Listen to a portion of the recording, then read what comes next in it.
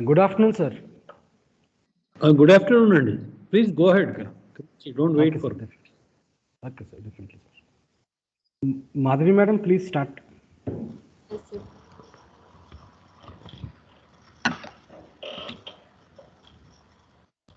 A very good afternoon, all of you. It gives me immense pleasure to welcome you all to this technical talk on women and data on behalf of Department of CSC, Sri Vishnu Engineering College for Women, Bhimavaram, on 28 October 2021.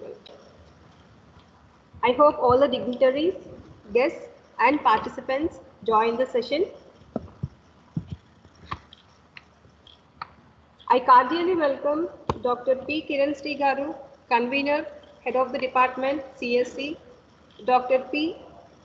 Srinivas Raj Garu, Vice Principal, Dr. G. Srinivas Rao Garu, Principal, Ms. Avairasi Shanmuga Sundaram for attending this technical talk on women and data. We are very grateful to Ms. Avairasi who have come to share her knowledge in this webinar. Now, let us start the session with the grand outreach of the college with a video.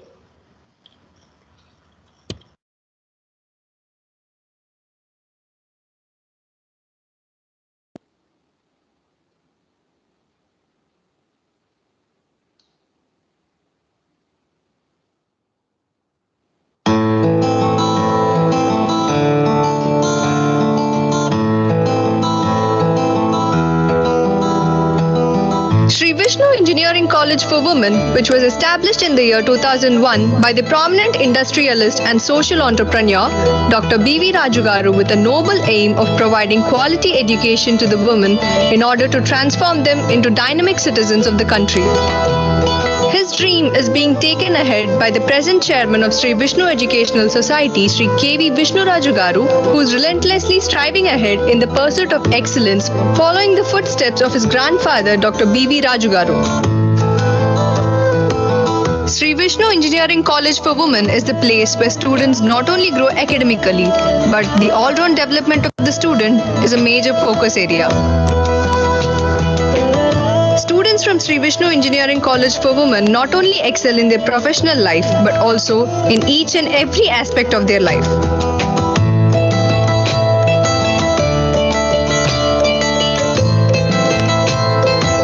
Prominent celebrations such as International Day of Yoga, International Day of Persons with Disabilities, etc. are celebrated in a grand manner in order to create enthusiasm among students. Vishnotsav, the graduation day, was celebrated where the outgoing students were presented with their degrees, after which they were about to kick off the much awaited journey of their lifetime.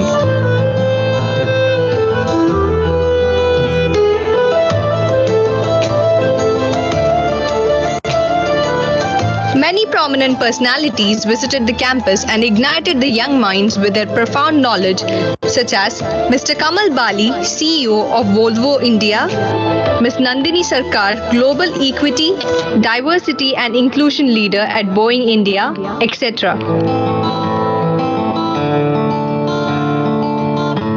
Sri Vishnu Engineering College for Women is a place where students' dreams are nurtured and given shape by providing various platforms like Meda Milan, the annual National Symposium for Women, ISTE Day, Toastmasters Club, etc. Sri Vishnu Engineering College for Women always believes in enhancing the intellectual capabilities of both students and the faculty by organizing various trainings, seminars, etc., through which they can enhance their skills respectively. The students of Sri Vishnu Engineering College for Women had excelled academically and carved a niche for themselves in the area of placements.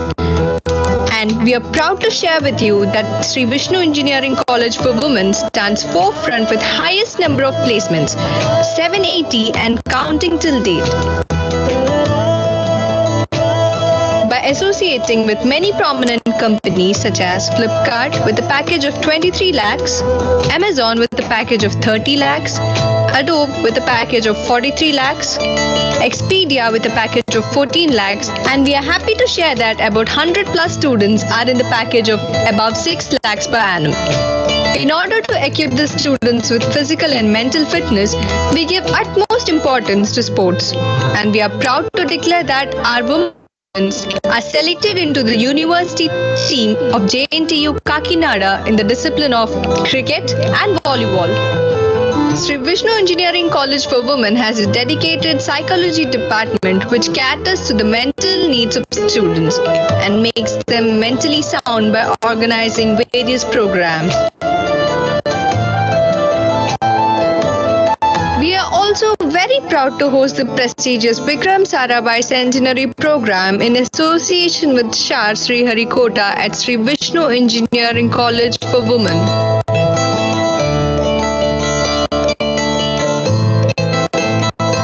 The students of Sri Vishnu Engineering College for Women had excelled in the competitions held at national level and made us proud at the national arena in the events such as Baha, Hero Campus Challenge, Thermax Storm, Toastmaster Club, etc.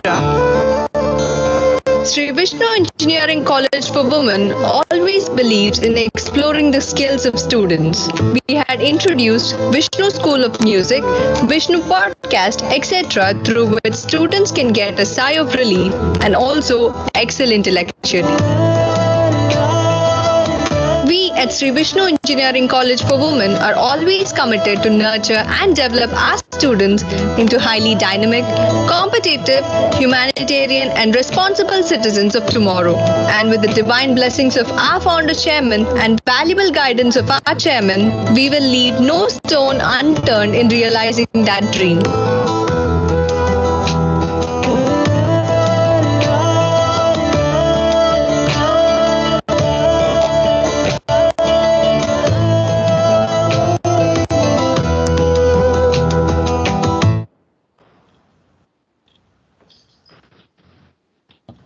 Now, let us all pay tributes to the Almighty with a prayer song by Harshini and Pujita.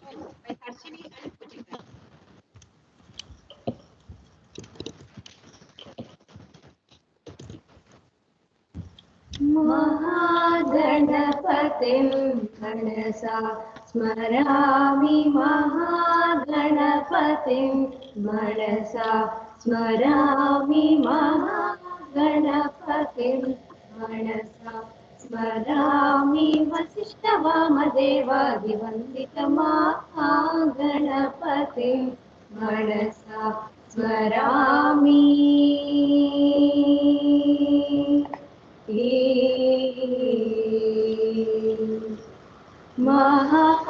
महादेवसुतं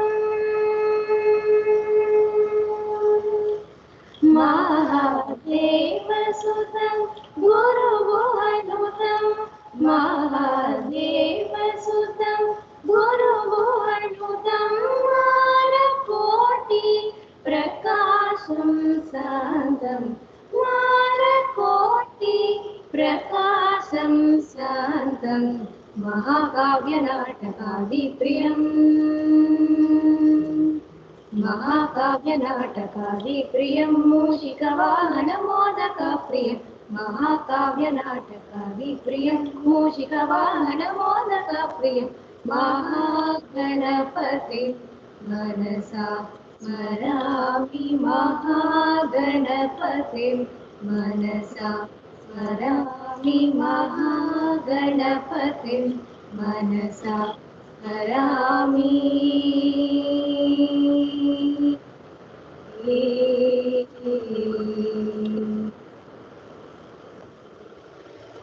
Thank you, Harshini and Pujita. Now I request Dr. G. Srinivas Rao Garu, Principal, to give his welcome address.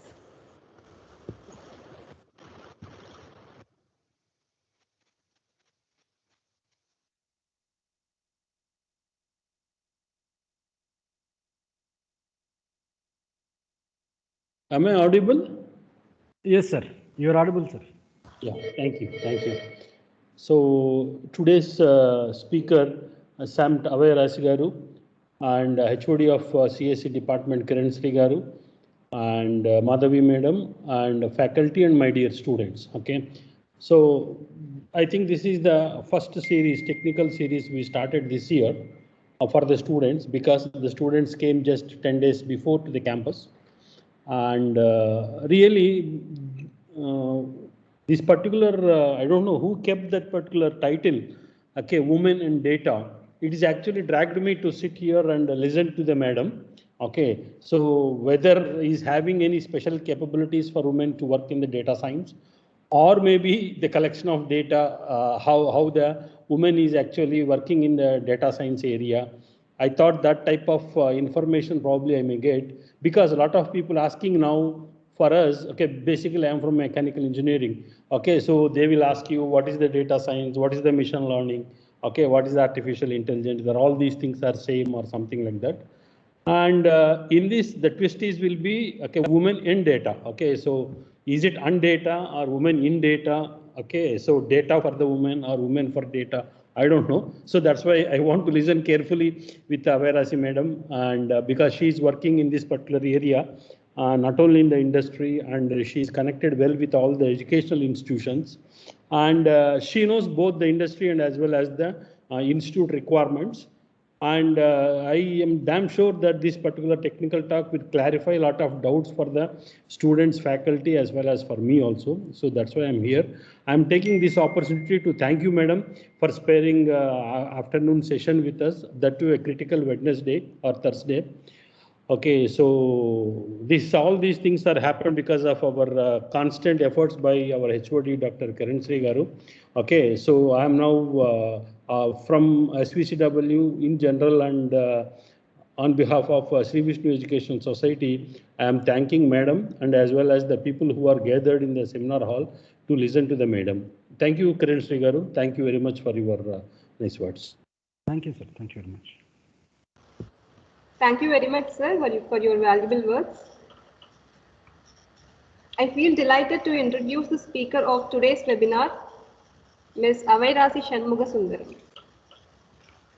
Ms. Awairasi has 22 plus years of experience in artificial intelligence, machine learning, IoT, big data, DevOps, telecom, healthcare and datacom domain.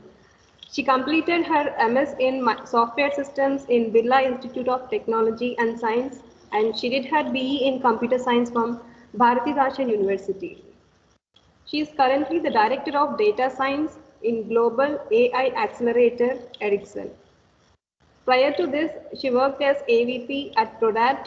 She is also a healthcare IT consultant at Freelance. She was a senior project manager India at Telcordia Technologies. She was an engineering project manager at Arisent. Ms. Awairasi received Leadership Excellence Award at Prodap Solutions Private Limited in 2017 and 2019, and CEO Award in Telcordia Technologies Private Limited in 2008. Ms. Awairasi was one of the reviewers of the book titled Precision Principles, Practice and Solutions for the Internet of Things by Timothy Cho. She published 6 articles on IoT and machine learning. Ms. Awairasi is a speaker in Digital Transformation North America 2019, Dallas, USA, and Digital Transformation World 2019, Nice, France. She is also a panelist in Digital Transformation North America 2018, Dallas, USA. So we are very happy to have you here, ma'am. Now I invite the speaker of today's webinar, Ms. Awairasi Shanmugasundaram, to start the session. Thank you all. Thank you, sir. Thank you, Dr. Kiran, and thank you, Principal. Thank you, Madhavi, ma'am. It's actually an honor to be here. To really state something more nostalgic, I did my BE from Only Women Engineering College, and I passed out in 1996. So it gives me an extra leeway for meeting these young girls and budding engineers. So I had my own apprehensions when I started my career. And now when I look back, it is definitely everybody can achieve. That's the real message that I wanted to give to the budding girls who are sitting out in the arena. And as you said, sir, it was intentionally I kept this topic. Women, whether you want to conceive it as women and data or women in data, I'm going to just give a brief about data science, and I'm going to leave certain thoughts with the girls as how this industry is having a very high imbalance with girls, and what is the opportunity that those young girls who are sitting there are having before them. That would be my key message in this session. That's where I'm going towards. So I'll share my screen.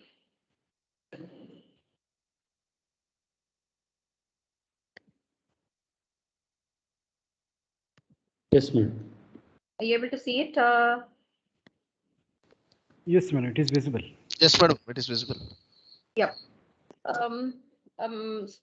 Faculty and principal sir, I would probably prefer to address the girls here. So please apologize me. So girls, Go ahead. the one thing that I have always felt is everywhere you go, wherever you are, take care of you, your soul, your health, your identity, your character, and your attitude. You have to nurture the you in yourself. That is where you flourish everywhere, whether it is you as a person, or you in a family, or you in an organization. So do not let go of what you want to be anytime, anywhere. So having said that, I'm just going to give you what I'm going to cover here. And I have tried to give you statistics everywhere possible. So the right side of the PPT shows where India stands. This is from the World Economic Forum's gender gap analysis. So we are in the 140th rank when we were comparing 156 countries. Something for us to think about. I will give you much more statistics, which will make you all think why you should all strive for getting into a career. So this is just a glimpse of where we are today. And if you look at where these things are, basically in terms of economy, education, health, and politics, if you see the darker blue one, this is the average score across countries. And you see where India is in terms of this. Give me 1 second. Let me see if I can get you a. This is where we stand. And we should look into certain aspects of where we can groom ourselves. So when I come to what I'm going to cover as topics, under data, I'm going to cover, people started referring it as data as a new oil. No, it is now considered as new soil, because this is an extremely fertile medium where you keep growing multiple things. So oil is something which will deplete. Soil is something that will not deplete. So look at it differently. So the technology trends which we are going through right now, what is enabling the real data revolution? So basic terms of data science for you not to fear what is the big monster which is sitting before you, related terminologies, some other key trends. The last topic is very much important for all of you. The gender gap facts, I would have one as for India, the other one is world statistics. And with all this, what is the opportunity sitting before all of you as budding engineers? This is where I want to go through. Towards the end, I would want to share my personal life experiences, where you will be able to understand what it makes to me to come here. Okay. So you might all think the data is something new. People are talking about data science just now. Not at all. Particularly in India, we started storing data right from the days of stone things, what we call it as culverts, all your palm leaves, everything started collecting data. The only difference that we see here right now is it is digitalized. You are able to process data. Earlier, it was still processed, but only with a human intelligence or human memory capacity. Now we are slightly different. So what you see here is an evolution of how storage of data evolved from a stone writing to palm leaves to start writing into papyrus, your tapes. I don't know how many of you were even born to see all these floppy disks. Many of you would not have been born. So somewhere you guys are here. That's what I should say. The hard disk era to the cloud era right now. So everybody will right now know who are the hyperscalers like Amazon, like the Azure and the Google.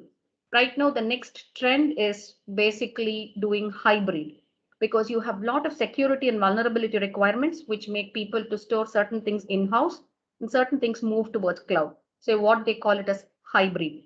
So what are the different contributors leading to such a volume of this? So I've always felt this one person by name Brian Sellis. You guys have to understand some of your interest areas and start following them. And the term that he started coining always brought an interest, I should say, and followed him. Each business is a victim of digital Darwinism. So many of you know Darwin was a person who started talking about theory of evolution. The evolution of consumer behavior when society and technology evolve faster than the ability to exploit it. That's where we are here right now. You see some technology, it is not fully being used, suddenly you see something new. Every day there is changing. So this is where we are today. So digital Darwinism does not discriminate every business. So which means we have a lot of opportunities before you and before everyone to potentially use it. Okay. So what are the digital terminologies or digital trends that really evolve to the stage where we are here? So everybody will think artificial intelligence is new. No, there were strategies which was evolved by Mr. Alan Turing during the World War II.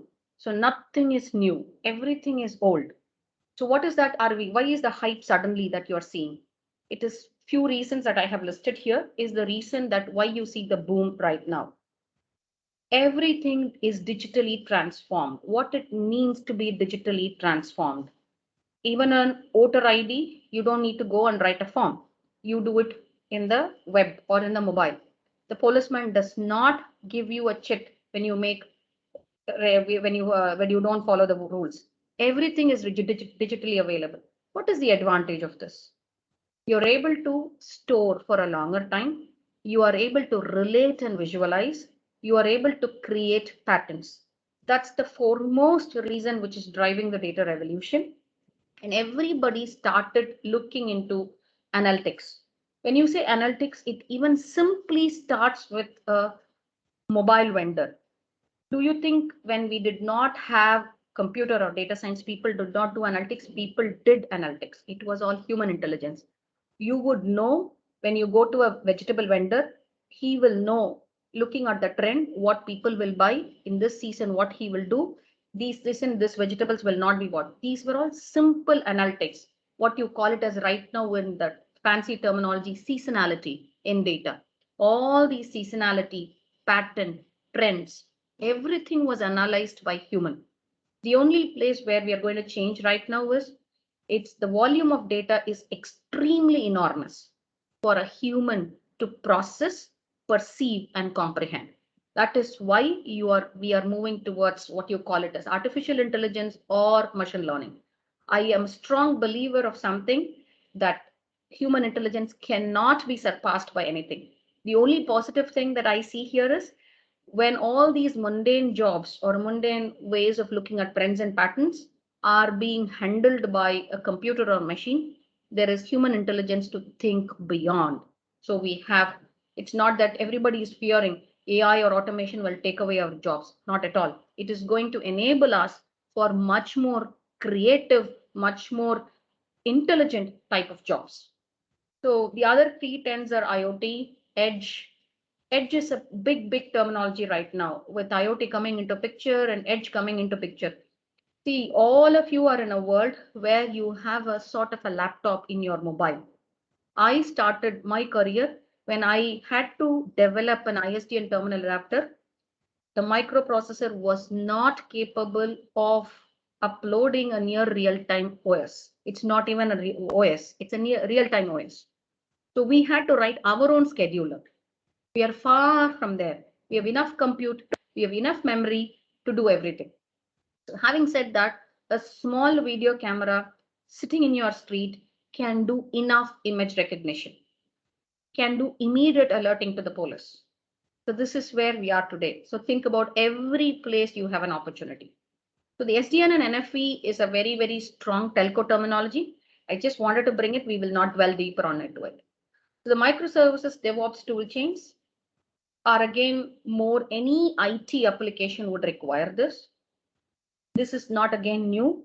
If professors who have handled C++, they will know what it means. A function or a variable, all this is containerized into microservice. That's all. So blockchain and what you call it as huge storage options for data. These are the different trends which is pushing the real need for AI and the real need for driving a return on investment with data-driven solutions. Some basic terminology, everybody gets confused with what is artificial intelligence, what is machine learning, what is data science. And with everybody's fear, people think people should know maths, people should know statistics, only then they can get into data science. That is the reason I intentionally kept this image. No, it is the center of this Venn diagram. You need to know basics of math. You need to be able to comprehend it. You need to know a domain knowledge, because if you're doing a machine learning for a healthcare, you should know domain. If you're doing a machine learning for telecom, you should know the telecom as a domain knowledge. Basically computer science and IT, because this requires again coding, everything. So it is all together is what is data science. What is data science? It is basically deriving patterns, deriving insights. When you say insight, based on those insights, can I create actions, which is called actionable insights, which is where we are. That is why people say when it is machine learning, it is something, it's like a under the scope of artificial intelligence. Machine learning is a narrower scope. What it means, you make the machine learn with data. A is input. If A is the input, B could potentially be the output. So you start training with volumes of data so that the machine starts to learn the pattern, starts to learn the classification. That's where it is machine learning. It's by and large compared to an artificial intelligence or a data science. It's a narrower segment where there are a lot of advancements, or I would say many use cases are having been tried in machine learning right now. That's where we are. So expert systems is more about intelligent behavior. It should learn, it should think, which should go beyond that in terms of robotics and everything. So if you see generally right now in the industry, what is happening? What do people do with AI or machine learning? Is they derive patterns to understand how a customer is using their bank account or how a customer is using his telephone connection, so that based on those patterns, they derive insights, which means an age group of this is looking at these type of movies, and that too happens on a weekend. So how should you give the product catalog? I should give a different way of marketing campaigns. Those are how the insights are used to create actions. The other area where it is predominantly used is defaults of machines. It is predominantly used in manufacturing, utility as an industry, or telecom as an industry. We tend to preempt and see whether the machine is going to be faulty or your 3G network or a 4G network is going to be faulty in the next 30 minutes or the next 40 minutes or next 2 hours. How do we do this?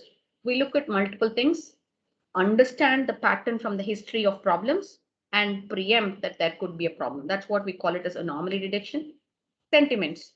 Many of you are right now getting into all your chat bots. So what ultimately they are doing, they are trying to understand how you're talking. Many times people sense whether you're angry based on the words that you use when you type.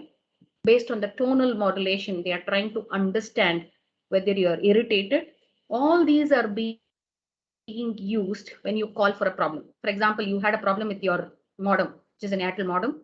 You've been complaining for multiple times. The minute you take the phone, your voice is different. So all these things happen at the back end when you call. We do a lot of analysis when it comes to telco. We do what is called as AI assisted contact centers, which means when the call lands to the call agent, we have given them enough information about you as a person, which means so and so is calling. They have ABCD connection. They have been having a problem for so long. They have been contacting the contact center for so many times, which means their sentiment is negative. So the caller is given an additional clue to be more polite. This is how sentiments are being used. This is very, very simple. Don't you guys do it in your normal life? You do it. When your friend is angry, you know how to do it. It's again an extension of human intelligence, but instead of you wasting your energy, somebody is doing it for a normal mundane job. Okay. So these are different terminologies, which I just wanted to give a flash about. Many times people think only a neural network is going to solve the problem. No, the world is not there yet. We are starting with simple linear regression statistical models. Many times it fit what we want. So given this is the problem statement, given this is what is the data that is available, and this is the expected outcome either from your stakeholder or from your own team, how do you match all these three? So one is about understanding the data distribution. When I say data distribution, this is where you should basically understand math fundamentals. How is this distribution? So will I be able to map this particular type of data distribution to a expression, arithmetic expression? So then it is easier for me to fit and forecast. That's where your math comes into picture. That's where your understanding of basics comes into picture. So even a statistical modeling, many times we would have started with neural network and ended up a linear regression model works for the expected outcome. It's a simple linear expression or a statistical model works for us. Many times, as I was telling you, data science is about deriving insights. Analytics is just correlation. And deep learning is further beyond. When I say further beyond, we are having a larger volume of data. And the other area where I see a typical problem, or I would say artificial intelligence or deep learning, what you call it as neural networks, comes into picture is when it is related to humans. If anything that is produced by machine, for example, when I was talking about anomaly detection, whether it is an anomaly detection for a cloud server, it is an anomaly detection for your machinery, it is an anomaly detection for your telecom equipment, it is a machine. We constantly keep measuring multiple values. The variations can be learned. But even a very simple statement of I like something, if you are giving to 20 different individuals, you will have 20 flavors of the same statement. Same way, if you're asking somebody to react, I like this. With 20 people, they react 20 different ways. That is where the real complexity starts. So when you have to deal with anything with human outcome, interpreting human outcome, the text analytics, speech recognition, your video annotation based on your facial recognition, this is the real place where the deep learning is going to make its way out, because it's going to crunch enough volumes of data, enough varieties of data. So that still is one fascinating area for me, and constantly it helps me reiterate human intelligence and human behavior are the far best so far. So big data is something, a terminology that you guys would have heard. Now there are different trends that are coming up. Instead of looking at it as a big data, look at it as sensible, integrity held smaller chunks of data and integrated together. So I'll talk about those terminologies further down. So quick glance, a little more deeper dive. So many of you would have heard something called supervised learning, unsupervised learning. There is also something called semi-supervised learning. Let me just take a few minutes to discuss the top part of it. So when you say supervised learning, many of you would have seen you give an image and say this is a cat. You give an image, this is a dog.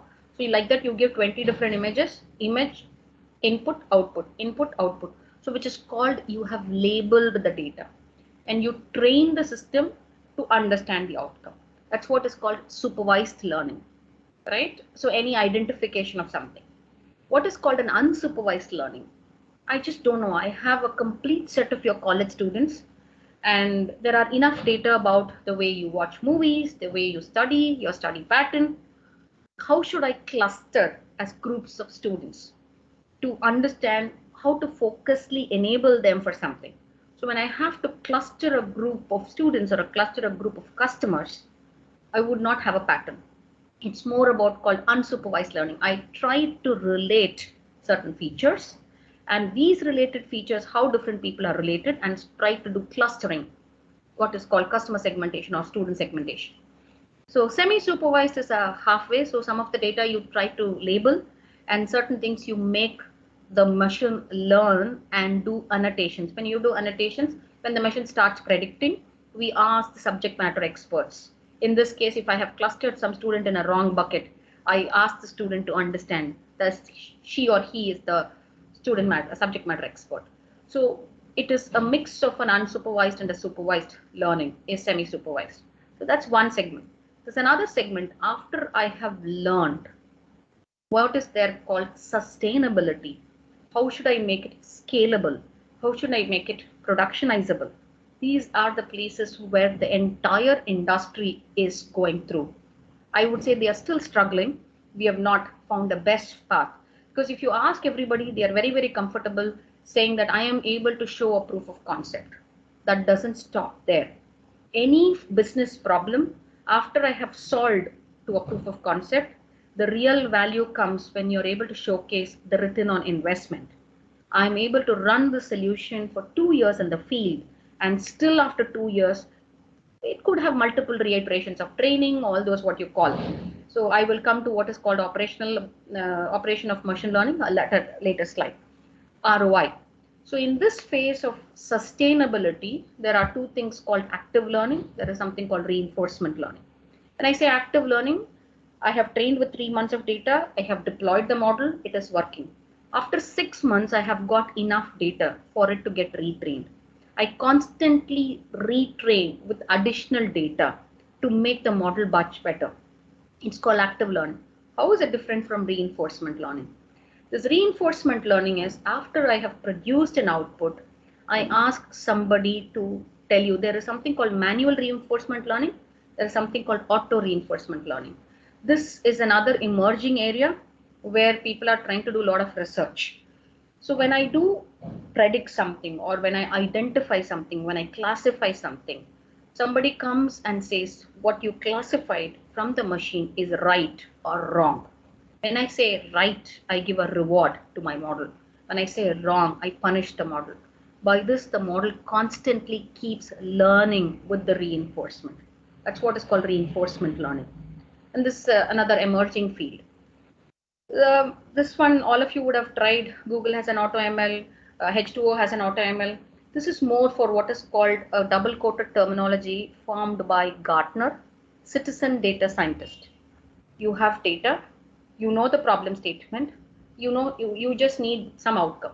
So you give the data inside, it gives you an outcome. The AutoML takes care of your entire data pre-processing, your exploratory data analysis, model fitment, and gives you an outcome. This is okay if you just want to see what is machine learning, but you really want to become a data scientist, you guys have to understand what the data means to you. What are the missing values? Each step has to be understood by every data scientist. So this is set of another terminologies under machine learning. Having set all the groundwork, what is the current reality? Where we are today is something that I want to talk here. So this is from the Gartner's top 10 data analytics trend, which is a recent report. That's what I was talking about. Smarter, responsible, and scalable AI. Now everybody has understood AI is possible, AI is going to drive value. But where are we going to make a difference? It has to be quick and smart. I can't keep churning on volumes of data and say that just because I have so much volume of data, my result will take 1 hour. No. How will I have to modularize it is one. The second word is extremely important. Responsible. That is where what is called ethical AI comes into picture. Everybody fears if AI is unattended, there is no ethical governance around AI, it is going to be a big double-edged sword for us. So when everybody is thinking about a data science solution, constantly think, will this solution enable a problem, or will this solution enable something constructive? So that's called responsible AI. Scalable AI. This is where the integration of what you call it as earlier application related things like microservice, DevOps, everything has also come here. How can I have one machine learning predictor available as a microservice? With scale, can it also expand? When the scale comes down, can it also come down? So these are the different things that are going up right now. Composable and data analytics is what I was talking about. Right now, the whole area is moving. Everybody has set up something called data lake, or what they call it as data reservoir.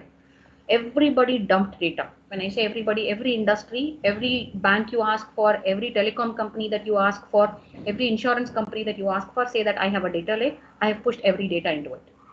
Now it is like a data swamp. Now when you start making decisions based on that data swamp, we might make wrong decisions. So that is a new area called data stewardship. Ensuring the data integrity is key. So I should have all these in mind when I start building solutions. So why I'm specifically talking about all these are, some of you would be very, very strong in SQL. Some of you would be very strong in mathematics. Some of you would be strong in engineering skills. Everybody has an opportunity going forward. That is why I'm talking about each of these terms. So that the data fabric is also an extension of ensuring the data integrity of every level. The data integrity is not about, is it a stale data or is it a fertile data? Is it securely done? How much of that I have to mask before I give? Because all these customer data is extremely, extremely secure and private. So you just can't use one data which is available in Europe and start building something in India. We have enough country specific data privacy requirements. So all your data fabric should do that. And from big to small and wide data is again, and then critically I want to talk about XOps. What do you mean by XOps? So I've just extended here ML, data, and SecOps. What do you mean by ML ops or a model ops? So many of you who are part of application development would have heard a terminology called DevOps, Kubernetes, container, and what is called as a workflow pipeline. In my mind, this is more critical for data science problems. Do you know Facebook is relaunching its algorithm every 3 minutes? Uber is launching its machine learning solution every 15 minutes, which means they are crunching data of what we are doing every 3 minutes, and their model is retrained within that 3 minutes, and a new model is deployed. The reason is, in this case of machine learning or data solution, data is the key. So if there is a pattern variation from the last 3 minutes, that has to reflect in the next 4th minute decision. It can't have a stale data. So there is a constant churn of things which is automated, which is called the ops cycle. So machine learning ops is the key thing that is trending right now. If somebody has an interest in DevOps, extend it to data ops, extend it to machine learning ops, model ops. SecOps is security operations. This is also becoming a big need because we are crunching on different type of data, different geography data, different demographic data, different gender data. So the security ops is also extremely key. The next one that is really evolving along with blockchain. I don't know how many of you had a chance to learn about what is blockchain. It is called federated security. Instead of having in one place, so that the attack is happening in one place and everything is available, people started thinking about federation, trying to move in multiple places, take some decisions everywhere, and then collate it later. It's called federated or edge analytics. So edges would happen in multiple places, and then you can collate it if you require. If you don't want it, you don't need to do it. The IoT is going to enable a lot of edge analytics, because if you look at an oil and gas requirement, you would have installed a sensor in one of your oil field to find out a leak. I understand that there is a leak. I push the data all the way in the cloud to the application which is running in the cloud, and it takes a decision, and it slowly goes and says that there is a leak by the time enough oil is lost. So they are going to take it as time critical decisions are going to happen at edge analytics. Augmented and virtual reality is going to be another need. Many of you would have gone and seen in malls how an augmented reality works. You sit in a place, but you're feeling like you're playing something. This is, if you look at a practical requirement where we are all struggling, is utility. One is electricity, where people give electrical connection. The other is telecom. In these two areas, I'm trying to give you an industry example because you all know what augmented reality means when you go to the mall. The reason I'm giving you an industrial experience is to map into a real life example. We are all struggling with technicians. We lost all our experienced technicians in the field of telecom and in the field of utility. So how is it going to impact the upcoming problem solving? So what we are doing right now is, can an augmented reality enable a sort of try to mimic a technician who had all these things, try to put it into all these augmented things and enable problem solving faster? Can the customer themselves install a modem instead of calling a technician? So can a technician who's standing on a 100 feet tall cell tower, he's finding it as a problem, he can't come all the way down, will he be able to do something with a virtual reality, understand if such things are there, how to be corrected? So this is how technically a viable problem is mapped to an industry need. These are the different trends that you see right now. And the next one that I want to really talk about is graph. People know, many of you know decision trees. A moves to A is related to B, B is related to C. So now A is related to C. So all these relationships got understood easily when you started putting pictorially. The same basic principle is right now getting used in something called graph database.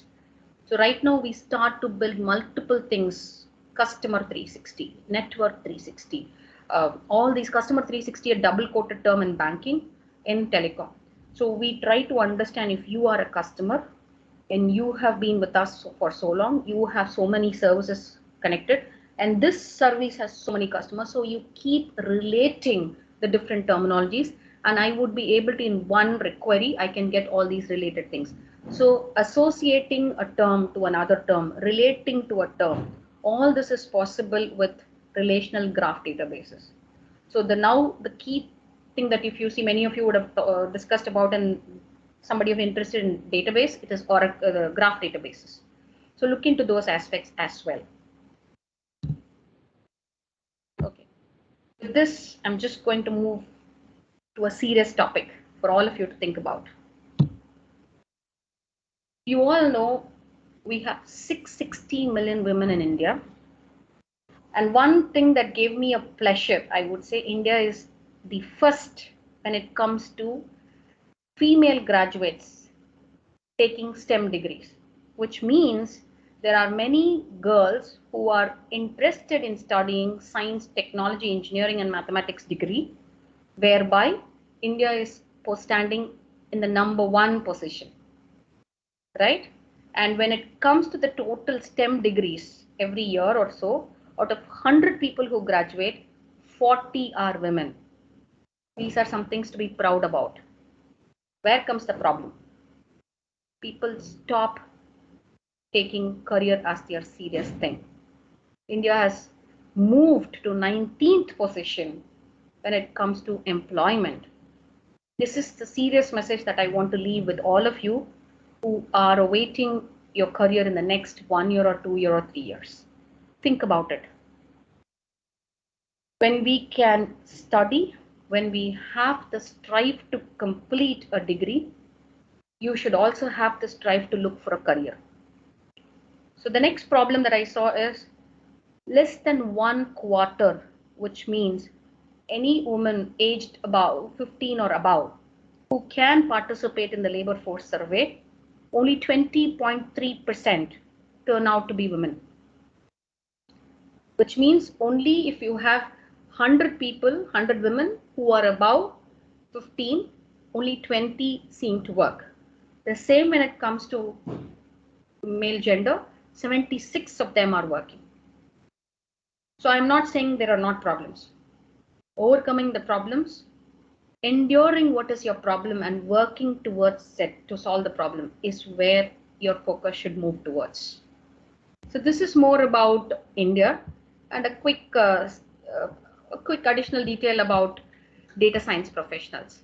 This is common across. So this is something which you can see it as a problem, or all of you can see it as an opportunity for you, right? So this is about India. No way the world is better, right? So there's a survey which says only 1 out of 5 data science professional is a woman. I don't even go to data science, it is data professional, which means it includes data analytics, big data, data science, whatever you call under the name of data professions. Only 1 out of 5 are women. Only 15% of data scientists are women data scientists, right? And if I narrow down into predictive analytics and sort of overall data science, it still gives me a bigger fear. To be more frank to all of you guys, it is not so difficult. It is just a simple endurance that is required. So I just want all of you to look at this graph first. So these are the different areas where World Economic Forum realized that there is a women workforce population. Content production is more into movie, video creation. People and culture are into HR, marketing, sales, product development, data and AI, engineering and cloud computing. If you see, the lighter blue one is the number of female in 2018. The darker blue is the growth from 2018 to 2021. And there is a brown one, which is decline from 2018 to 2021. The only place I see decline in the last 3 years is data and AI. I'm not happy with the way it has grown. That's a different problem. But we have fallen apart or fallen down. Don't you think there is something for all of you to think about? When it comes to the number of centums in maths, we are able to get it. Why are we not able to extrapolate it when it comes to career aspirations? This is something that all of you should understand. And the number of increase is also not great. We haven't crossed anything 2% and above. We have not gone beyond that. The maximum is 1.7% in product development. Right? Okay. Having said this, what is the new upcoming workforce where women can be involved? This is another study done by World Economic Forum to understand the jobs of tomorrow, where all women have better opportunities. See here, cloud computing, data and AI, marketing, sales. So all these have so much percentage for us to work. In that case, this side of the segment has larger space for us to operate, or larger space for us to work towards and strive towards. Having said this, when I used to come out of my college, it was more, I would say, family which helped me. There were not enough forums. There were not enough information available in the internet for me to think little differently. So it's just a wave. After a certain stage, I realized what the potential that I might have. And that's how I started, I would say, potentializing my capabilities. But for all of you, that's not the case. You have enough forums. You have got enough enablement. Only thing is, you just have to look at the right place. Strive for what you want. So I have tried to give you a list of places. Women in ML workshops happen. What is called Women in Data, which is specifically for India. There are so many things. So there are so many things. This particular thing was extremely interesting when I started looking into. They are doing research to understand how to bring in more women into this world of data. This is being done in UK in one of the universities. Specifically, it is called Alan Turing. The reason falls back to the World War II. It's a research-based, collecting data, understanding the typical problems, and going for policy changes to reduce the gender gap. Right? So this is where we have to understand. So when I looked at a different perspective in the world, the problem that is being discussed is they do not have enough supply of women graduates who have completed science, technology, engineering, and mathematics field. That's where the entire of the world suffers. But then when I looked at India statistics, we are the topmost in terms of having the graduates. So there is a big gap for us to think about. We as women, we as engineers who are sitting here, has much more to think about this. The family is enabling us to study. The government and the colleges are enabling us to study. Yes, there is definitely a problem that you have to overcome as a society, as a family, as a corporate to survive, but they are not so difficult. It is definitely easy, right? So these are some places where I will share this slide with Dr. Kiran for all of you to do it. I have given enough link for you all to refer. There's one more book that is interesting for all of you to go through, which is called Invisible Women. You know why? This is an interesting problem to discuss. So when we do data science and we call anomaly detection, we ask the customer, you give me enough abnormal points as equal as normal points for the machine to learn and produce a right input.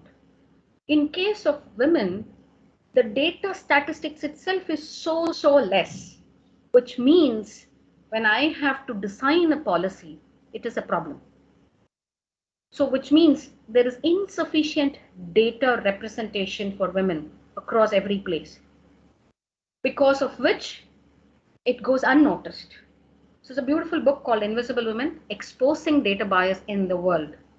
So which means everywhere there's an opportunity for us to knock the door. Okay.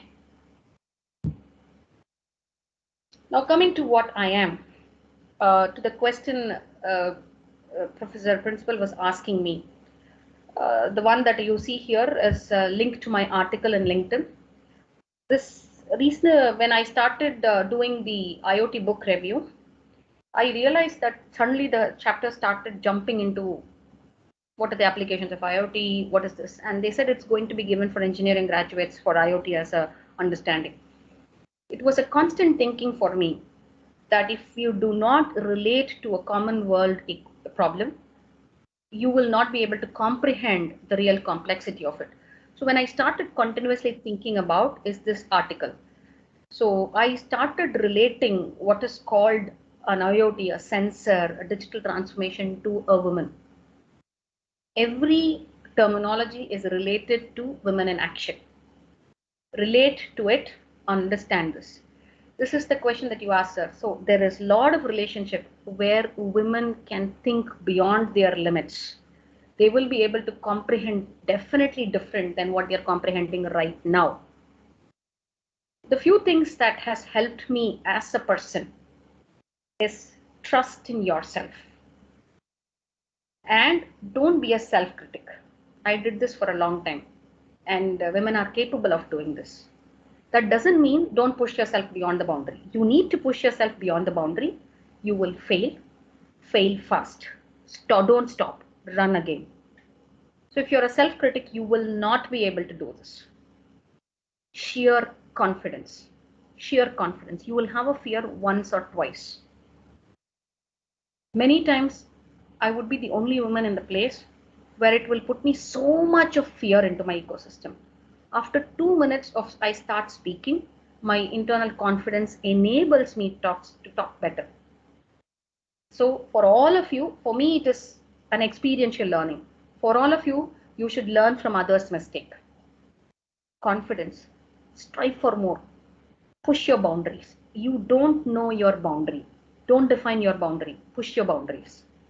The other thing which has helped me is constantly learning. You need to keep at what are the trends that are there. It doesn't mean you have to be deeply engaged. You have to be only a hands-on person. You should know what it is and identify which is your interest area and go to it. Right? The next one is balancing between you and your work, you and your family, and you and yourself. Many times we compromise the last part. I was debating whether to put you, family, work, or work, family, you. Because unless you take care of your interests, your passions, your hobbies, you cannot enable your family, you cannot enable your team, you cannot enable your office, you cannot enable your society. Please think about it. The next thing is when you start your career, don't think you should only do everything. Enable and empower everybody around you. That's the easiest success that is available. And network with people, maintain your network. Constantly just have a hi, hello, this is what I did. Don't keep nudging on it. Maintain your network. The biggest thing that I always believe is when we tend to go and make our family believe money is important, they don't understand. The key thing is make your family understand the need for your career, not money. It's a big, big difference. People mistakenly use these two words. Career is different, money is different. Okay? As I told you, I studied from an engineering college. I graduated in 1996. I have had enough breaks in my career. If people think that I did not have breaks, I had enough breaks. I'm able to come back, and that to come back and handle R&D and niche area. Everybody in this world can do it. So do not fear. Of course, sometimes your family's requirement would be a priority. Understand that priority, take that break, constantly keep learning, come back, knock, strive. There is always an opportunity. There's always an opportunity. And there's always an opportunity to grow, showcase, and make yourself as a difference in the industry. Okay? These are some references which I have used, which you guys would want to go through.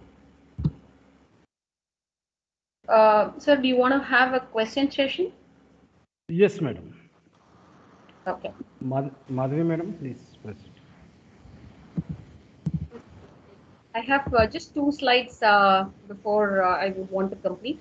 But this is more of my technical session that I wanted to cover. But I'm open for any questions. Yes, students, it's time for interaction. If anybody of you would like to interact with ma'am, you can, this is your time, you can interact.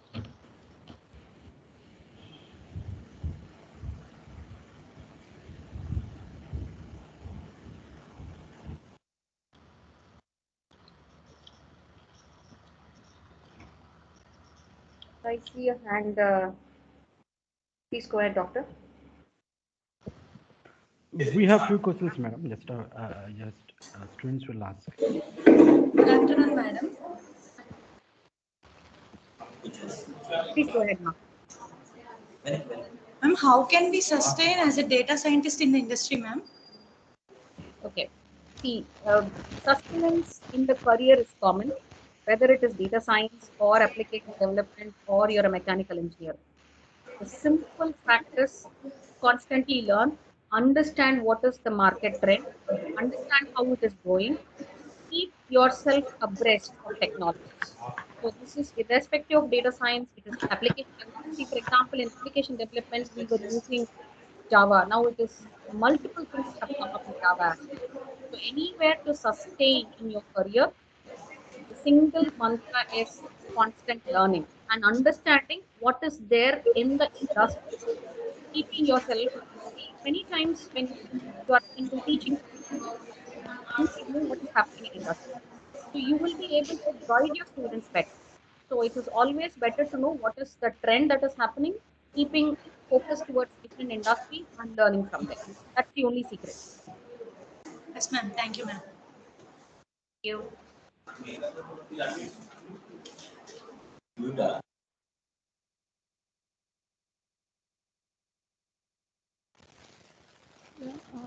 First of all, a very warm good evening to everyone, and I am very thankful for giving this webinar, madam. And I am also very thankful. And I am also very. And I am also very thankful for all the principals, sir, vice principals, sir, HOD, sir, and all the lecturers who are very enthusiastic for us to conduct like this workshop. And it is also very helpful for our placement.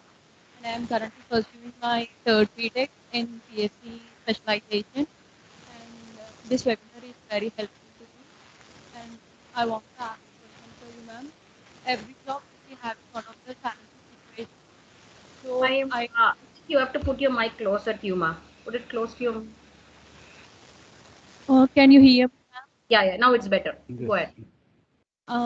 My question is about every job will have some of the challenging situations. So, what will be the most pressurizing and challenging situations when we opt for a data science and we go for further in this career? Okay, I will take your question in 2 parts, ma. So, a challenge in any job plus data science as a career challenge. So, for me, as of 22 years of my career experience, I've never felt grooming yourself or challenging yourself in technology is a challenge. The biggest challenge is dealing with people, dealing with corporate politics, right? And that should not get into your heart. You should know to differentiate your heart, your brain, and your mind, right? Because when you start attaching emotion, you will fail. This is the biggest thing in anything. When it comes to data science, the typical problem that we see right now is availability of right data. That's a problem for you or me or anybody in that matter, right? So the thing that you should work on it is you cannot give up. You will see challenges. So the biggest challenge is not technology challenge, because if you are good in programming in Java, converting yourself into Python is not a problem. If you know SQL, how to convert that into a graph database query is not a problem, right? Where you might have a requirement or a additional, I would say, a obstacle or something to groom yourself is when you change domains. For example, you did data science for healthcare, but you want to move to data science and telecom. Your domain learning is important, because just with data, you cannot derive insights. So that is one place where you might have to constantly groom. Apart from that, one constant problem is dealing with people. So that is simple thing is enable and empower, and don't take anything to heart. Thank you, ma'am. Thank you.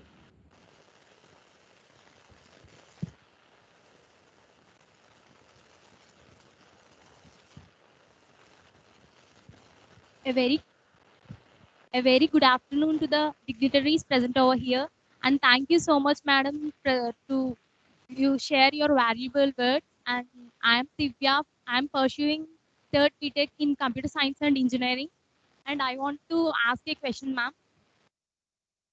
What is the real-time usage of the data science, ma'am? Okay.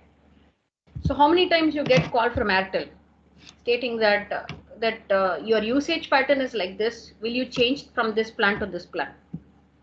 Right? This is one example. Whenever you go into a banking thing, you see somebody saying, "Hi, do you want to talk to me?" It's a chatbot.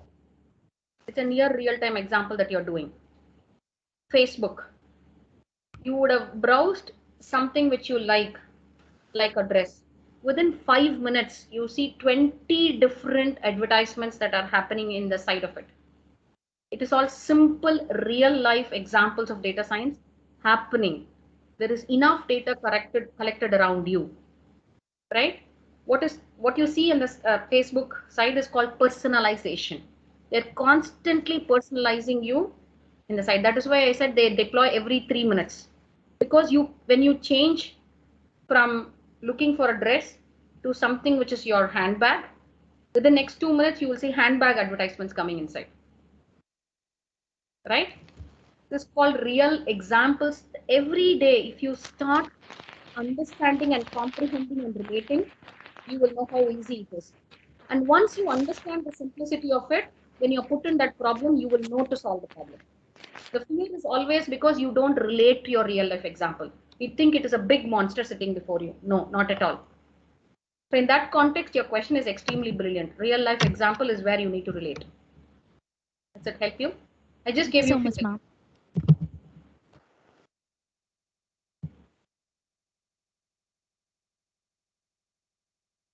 A very good afternoon to respected madam and sirs. Thank you so much, ma'am, for sharing your wonderful speech. Ma'am, I want to ask you a question. What is your top 3 predictions about data science for next 10 years, ma'am? Okay. Next 10 years is very difficult because the data will change in 1 year. Okay. The top 3 pressing problems that I would see, which the data science professionals would have to be solving in the next 2 to 3 year window. That's more logical for us to take it, is productionizing your solutions, which means I should make it deployed. I should have reaped the business values. I should have showed either a rupee or a dollar saving. That's a key thing that is before everybody's plate, right? Which nobody has thought about. So when I do this, there will be automatically growing issues. So I need to clear up the data. So the data stewardship. The second problem is data stewardship. The third problem is reskilling people. These are the three different problems which data science will face in the next 2 to 3 years, right? Because if we have done that in the next 3 years, then possibly you will start seeing the business values in the next 5 to 6 years. By the time data science would be a normal commodity, then you would have moved to quantum computing, you would have moved strongly into edge computing, blockchain and security. These would be your 5 years later key trending technologies.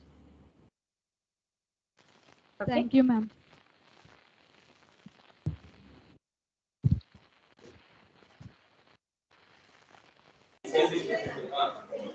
Good afternoon, ma'am. My name is Bhargavi and I am from CSCA, pursuing in second year. Ma'am, can you give us any suggestions to set up mini projects in data science? Okay. So many of you would have seen Kaggle as a location, right? So everybody will go into Kaggle for picking up data science projects. I would give you a slightly different look into it. Look into your college problem. Look into your city problem, right? Look into your school problem. Because you have data, you know the domain understanding, you know how to derive patterns. Okay? You know how to, instead of going and taking something as a weather, which is available in Kaggle as a clean data, of course, that is one way of learning. But when you want to really have a hands-on, take some problem that is closer to you, where you have access to proper data, where you will be able to understand and add value. So that way, if you're looking for a mini project, look at many of them started doing how students will score in the next semester. An interesting prediction, right? How questions will come in the next semester, right? These are problems for you to crack, to enjoy it. Don't take it with the pressure. Because when you start doing this, you will enjoy the problem. You will know where you made a mistake and what your data is causing problem for you. Right? But that's one. The jokes apart, there are a lot of open source data available in India. There's a indiaopendata.org. All of you can go look at the data. There are enough problems. In fact, every department, every industry is given a chief data officer. So they are supposed to upload all this data. In fact, they are encouraging students to come with solutions for them. So look at those data where you will get, see, Kaggle is the best place for you, but everything is cleaned up. If you want to do real dance, take all these things. Okay? Thank you, ma'am.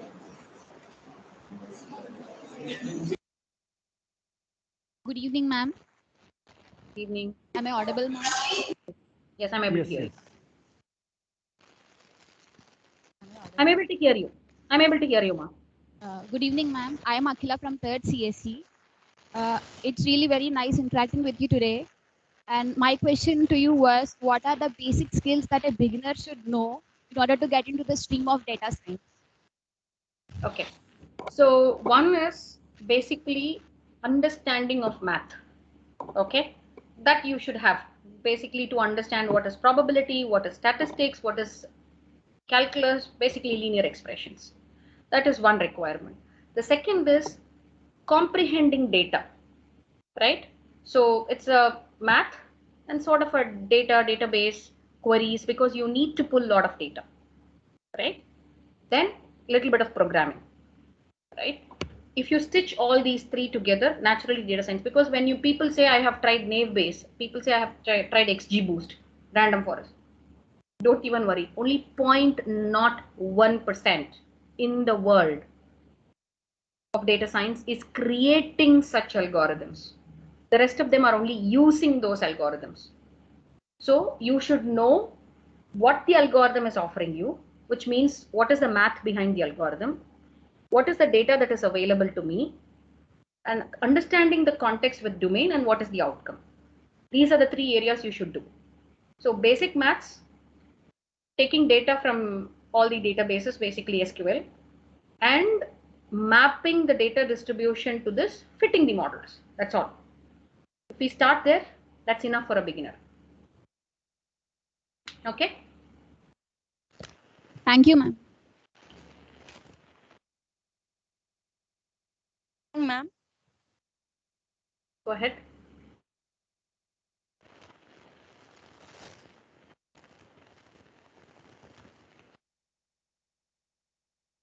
You're on mute.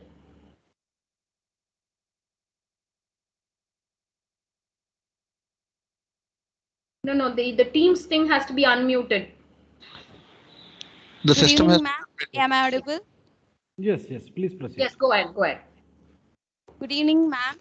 I'm Srikari. I'm currently pursuing my second BTech in CSC. My question is, what is STEM education and what is its role in data science? Can you repeat the question? What education?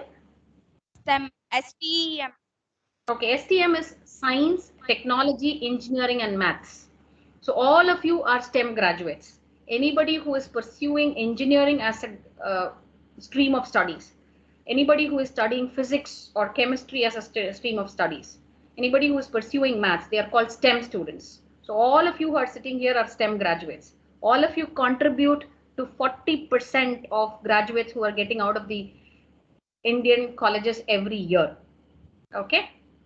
So second part of the question, can you go ahead? Data? What is its role in data science? Okay. So what is its role in data science is, unless you study math and understand probability and statistics, moving towards data science is difficult. Comprehending it is difficult. Because when you have data, you need to know the distribution and pattern, right? So when it comes to engineering, it is basically, engineering is whether you architect a bridge or whether you architect an IT solution, it is engineering. So after I have created a solution, how will the data flow? How will I store it? How will I showcase the output? Those are all engineering and architectures of IT. So this is how each of these fields will enable data science. There are people who are pure mathematicians. They also pick up data science. Engineers pick up data science. Somebody who is a physicist with a good understanding of math become a good data science with physics problems. So that is why we say STEM as an education is a basic. But there are always outliers. When I say outliers, it's again a data science terminology. We have seen English graduates can also excel, because when you do text analytics, you need English graduates. So if the English graduate has a bit of math and understanding text, they can also become. But it's more you are viable to move in that career. That's what it means. Does it help you? Okay, ma'am. Thank you. Good afternoon, ma'am. I'm Kailasya, studying third year BTech. And my question is, what are the key features or the key requirements to become a data scientist or data analyst? Okay. So key feature is, you should have the conviction. That's all. First is, you should have the conviction that I will survive. The second is confidence. Then comes all your technology and domain, right? I will be able to flourish. So conviction and confidence. Next is data, understanding, math. That's all you should know. And constantly keep grooming, because today you would have used we started using R as a programming language. Then people moved to Python. Now people are talking about Ruby on Rails. It's constantly evolving. Julia, all these are evolving. So constantly keep at it. The reason why multiple things are happening is, when you want to crunch so much of data, they look for much more effective programming languages. So these are the only things that you have. These are the key things that you need to become a data scientist.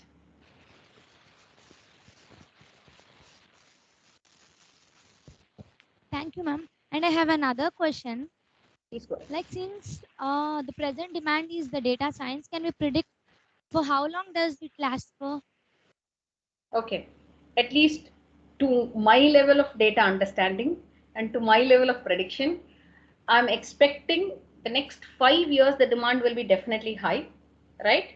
And you will go into a sustainable mode, which means you will not come down, right? It's not a sine wave. You have a peak and you will continue that peak, or at least a slight dip, and you will continue, because this data and crunching data is going to be a need all through. And in fact, it's going to be more and more with IoT and 5G.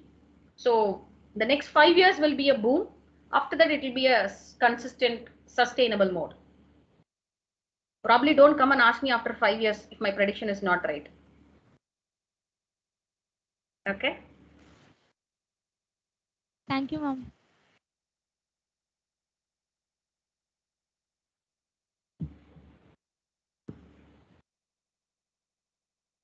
Good afternoon, ma'am. No. I'm able to hear you, ma'am. Good afternoon, ma'am, and good afternoon, sir. We are very thankful to conduct these webinars and workshops. And my question is, what are the tools used for data analytics, ma'am? Okay. Which one is the best data analytics?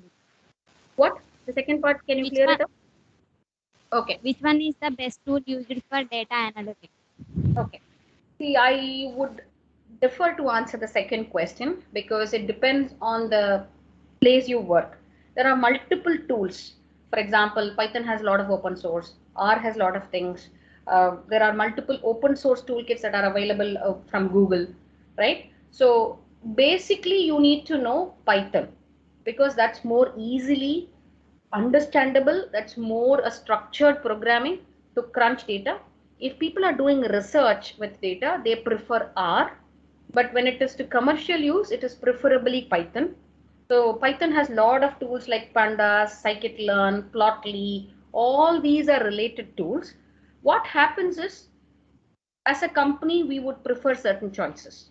So when you are there, you will train to do that, but your base is only Python. So if you are really interested in going in that direction, one is Python. If you're related thinking about data engineering aspects, it's Spark or PySpark. These are the things. Okay.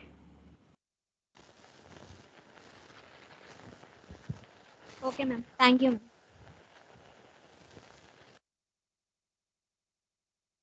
Possibly I just wanted to leave the students with a thought.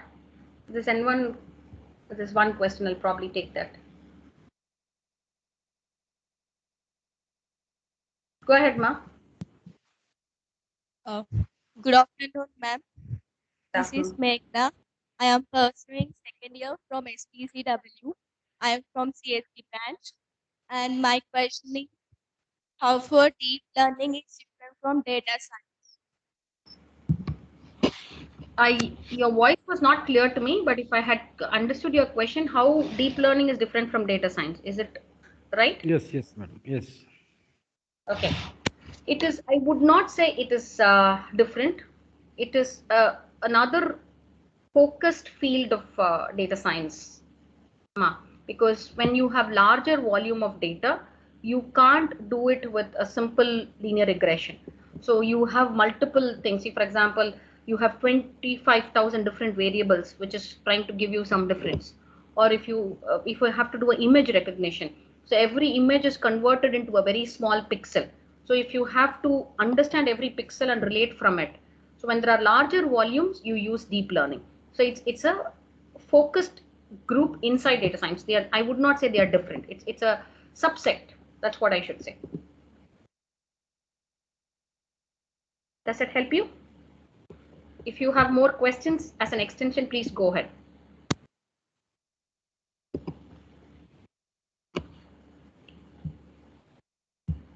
So just one thing. So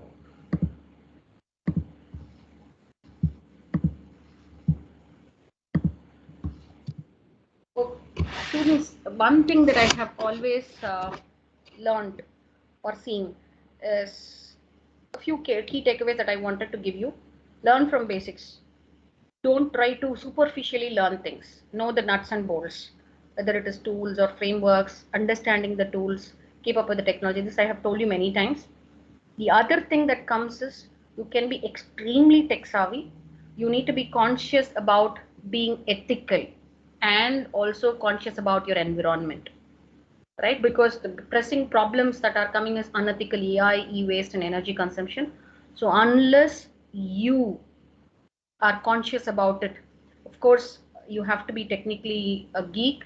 You need to have your own career. Everything is fine. But unless you do this, the world will not be a better place for tomorrow, right? So this is one of my famous thing. I had a sparrow as a pet. It flew away one day. I had a squirrel. It ran away. I planted a tree. They both came back. This is one of the famous things from Dr. APJ. Please think about it. You do not have any right to spoil the environment. We are all just users. Our upcoming generations have to use it.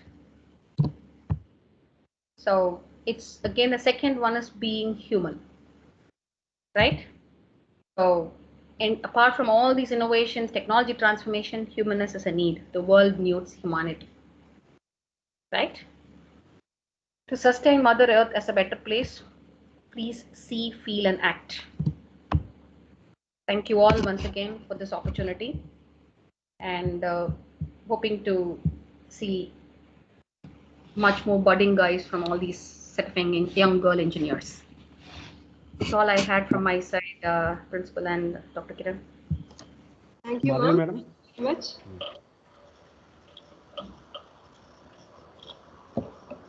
Now I request the convener of the webinar, Dr. P. Kiranstri Garu, to propose vote of thanks. Today is a very auspicious day for us, and we have witnessed a very useful and thought-provoking talk by Srimati Avarasi Madam, the Director for Data Science at Global AI Accelerator Ericsson. On behalf of the Department of Computer Science and Engineering and our institute, Sri Vishnu Engineering College for Women, Bhimavaram, I thank Srimati Avarasi Madam for accepting our invitation to deliver this talk despite of her busy schedule. It is a wonderful presentation and fruitful interaction, Madam, and we wish to associate with you in our future endeavors also. I wish to thank our principal, Dr. G. Srinivasarao Garu and P. Srinivasaraju Garu for initiating and supporting us to organize these events in the department. I finally thank all the staff members and students for their enthusiastic participation. Thank you very much, Madam.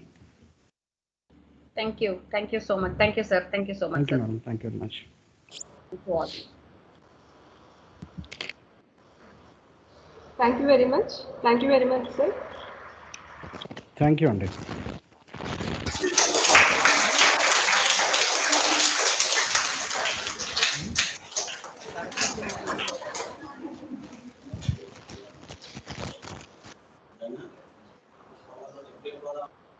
You can disperse, sir. Thank you very much for all the students and the faculty members for the coordination.